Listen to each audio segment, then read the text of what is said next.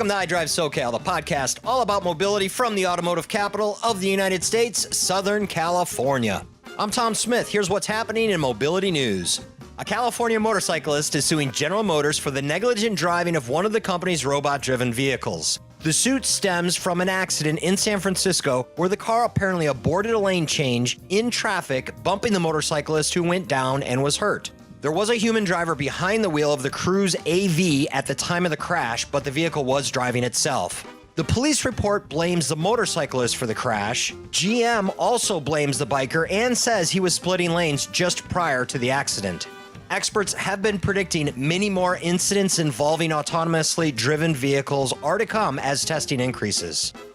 And another autonomous driving related crash had two federal agencies responding to investigate. This one here in Southern California on the 405 near Culver City. A Tesla that may have been operating on autopilot slammed into a parked fire truck. No one was hurt. The fire truck was parked on an angle in the carpool lane while firemen tended to an accident on the other side of the highway. Both the National Transportation Safety Board and the National Highway Traffic Safety Administration are investigating, but neither are commenting at this time. Tesla had no comments either, but stated that drivers must remain attentive even when autopilot is in use. And the owner of a Ferrari, valued at $300,000, has filed a lawsuit after a valet parking attendant gave his car to someone else. It happened at a luxury resort in St. Petersburg, Florida. The police report states a 28-year-old male met and wanted to impress a 24-year-old female, so he told the valet the car was his. He demanded the vehicle and insisted that he'd left the valet ticket in the car. The valet parking attendant grew frustrated when he realized he wasn't receiving a tip and walked away. At 12:30 in the morning, cops pulled the Ferrari over, noting it was driving without taillights. They found cocaine on the center console and marijuana in the female's purse. It sounded like the lawsuit against the resort and the valet company was easy to file, as the owner of the vehicle is a lawyer who was at the resort for a convention. And that's what's happening in mobility news.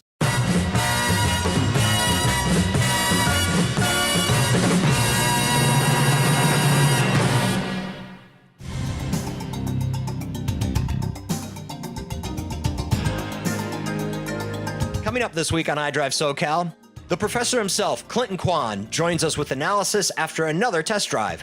This time he's picked up a Sonata Hybrid from our friends at Glendale Hyundai. Hear the complete details of his report this Wednesday. We are reviewing the 2017 Hyundai Sonata Hybrid Limited, which is the top-line hybrid for the Sonata. It has a really, really comfortable ride. It's quiet, and that's probably one of my favorite things about this vehicle. This is a mid-size sedan, also known as a family sedan, and nowadays it can really be a vehicle for anyone, whether you're single, for couples, or for families, preferably one or two kids. It's actually also a very spacious vehicle. They say it's the most spacious vehicle in its class. The outside, conservatively styled. The interior has great ergonomics. Everything is right there at your fingertips. I think it's got a really well laid out dash. The center console, center stack is slightly angled towards the driver. And Friday, we sit down with the executive director of the legendary Peterson Automotive Museum.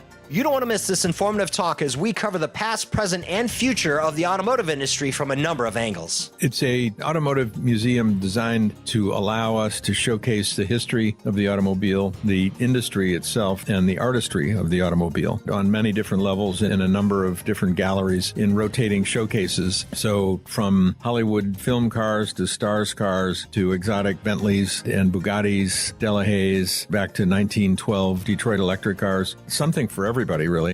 We were voted world's best automotive museum last year. We talk about the industry and the world. Nobody does what we do. There's an automotive revolution going on right now that we need to be a part of. But I also believe that people will still want to drive cars. Subscribe to the iDriveSoCal podcast and never miss an episode. And give us a like and follow on Twitter and Facebook. For iDriveSoCal, I'm Tom Smith. Thanks for listening.